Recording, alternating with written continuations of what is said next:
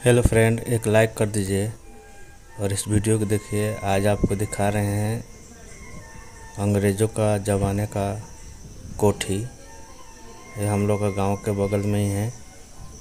सोचा एक वीडियो बना के डाल दे। ये जो पीछे देख रहे हैं बहुत बड़ा जिरात है और अंग्रेज़ों ने ये कोठी बनाया था। जो सामने देखिए दिखाई दे रहा है, चारों तरफ से बाउंड्री हो गया है।